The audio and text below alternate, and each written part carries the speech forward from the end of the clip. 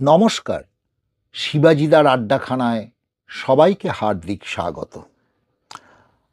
আজকে আমাদের আড্ডাখানায় আরেকটি মন্তব্য করেছেন শান্তনু রায় 1218। প্রকৃতপক্ষে তিনি দুটি মন্তব্য করেছেন, আজকে একটি বিষয় নিয়েই বলবো। তিনি বলেছেন যে প্রকৃত সুখ কি, প্রকৃত সুখ কি বিষয়টি আমার কাছে পরিষ্কার হলো না। যদি এ বিষয়ে বিস্তারিত আলোচনা হয় তবে আমার বুঝতে সুবিধে হয়। তিনি আরেকটি কমেন্ট করেছেন, সংসার সচ্ছল রাখতে, সবাইকে খুশি রাখতে সাংসারিক বুদ্ধি নিয়েই তো সব কাজ করি, এখন এখানে নিরপেক্ষ বুদ্ধি দিয়ে কিভাবে বিচার করব। এই দুটি কমেন্ট এসছে। আজকের যেটি আলোচ্য বিষয় সেটি হচ্ছে প্রকৃত সুখ কি। ধন্যবাদ শান্তনু, একটা খুব গুরুত্বপূর্ণ পয়েন্ট টাচ করবার জন্যে আমাদের জীবনে। প্রত্যেকটি মানুষ জাতি, ধর্ম, বর্ণ, রাষ্ট্র নির্বিশেষে যদি প্রত্যেকটি মানুষ তার নিজের ভেতরের দিকে তাকায় তবে সে দেখবে যে তার পুরো জীবনটা চলেছে সুখ আর দুঃখের নাগরদোলায় দুলতে দুলতে। সুখ কখন হচ্ছে? যখন সে তার চাওয়া অনুযায়ী জিনিসটা পাচ্ছে।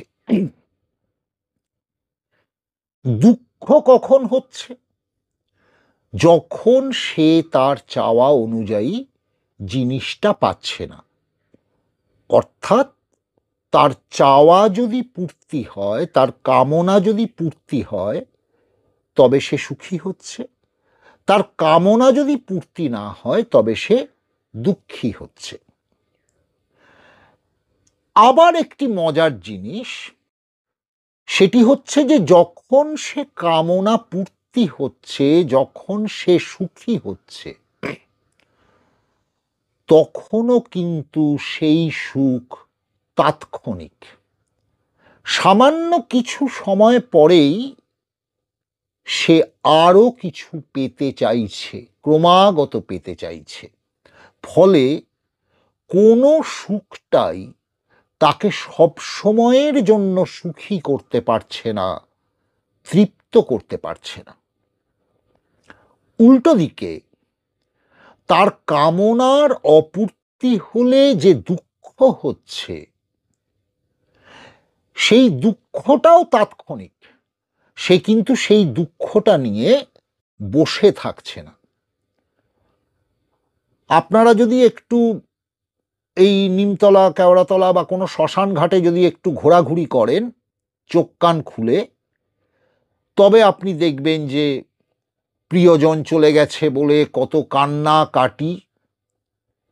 ঘড়ি দেখবেন কতক্ষণের জন্যে, তারপরে ডাল কচুরি খাওয়া খাবি, তারপরে একদল বাড়িতে কাজ ফেলে এসেছি, অতএব আমাকে তাড়াতাড়ি যেতে হবে, তাই দাহকর্ম সম্পন্ন হওয়ার আগেই স্থান ত্যাগ। বাকিরা কতদিন কাঁদবেন, কতক্ষণ কাঁদবেন?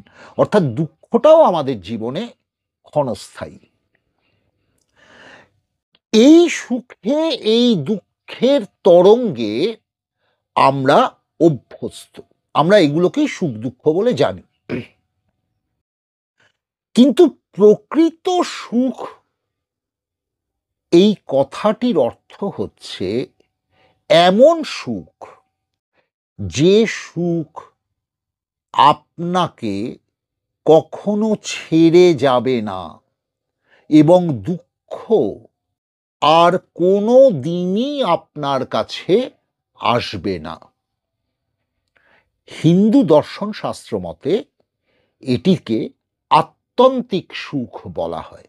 আত্যন্তিক মানে যে সুখ পেয়ে আপনি অন্য কোনো কিছুকেই আর তার থেকে মহত্তর সুখ বলে মনে করতে পারেন না, অর্থাৎ আর কোনো জিনিসের পিছনে দৌড়ানোর প্রয়োজন আপনার শেষ হয়ে যায় এবং আপনি এতটাই সুখী হন, এতটাই তৃপ্ত হন যে দুঃখ আর আপনাকে স্পর্শ করতে পারে না।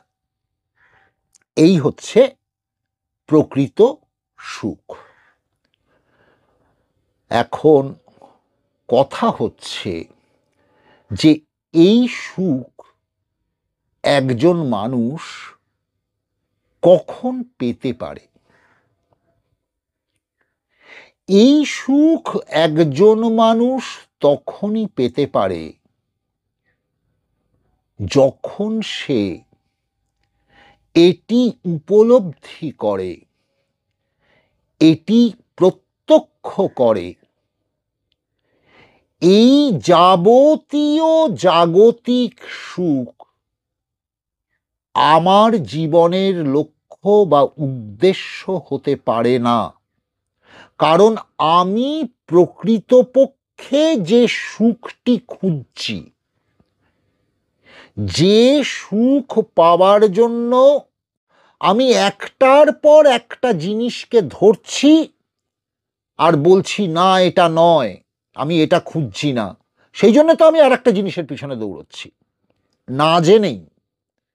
কিন্তু না জেনেই আমাদের প্রত্যেকের জীবনে আমরা এটা অনুভব করছি যে এই জাগতিক সুখ, জাগতিক সুখের বস্তু, এগুলো আমাদের প্রকৃতপক্ষে কাম্য নয়। প্রকৃতপক্ষে আসলে এমনিতে আমরা অভ্যস্ত যে জীবনে, সেই জীবনে এই সুখ দুঃখের নাগরদোলা আছেই আছে, কিন্তু তার সঙ্গে জীবন এটিও বলে দিচ্ছে যে এটি তুমি চাইছো না। তাহলে তুমি কি চাইছো? এইটি একটি মূল প্রশ্ন। তাহলে চাইছোটা কি? তাহলে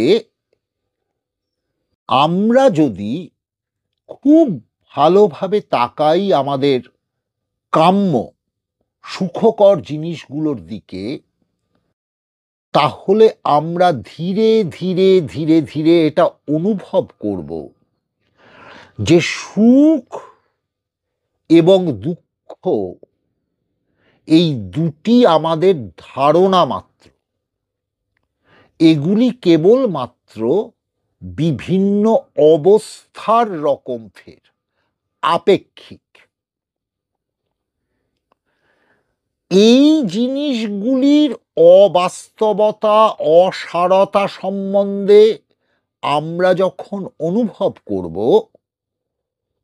তখন আমরা ধীরে ধীরে এটি বুঝতে পারব যে এখানে আমার জিনিস নাই, এখানে আমার খোঁজার জিনিস নাই। তাহলে আমি কি খুঁজব? আচ্ছা, বাইরের জগৎটা ছেড়ে ভেতরের জগতে আসি। মন, বুদ্ধি, চিত্ত, অহংকার সবেরই একটা বড় জগৎ আছে।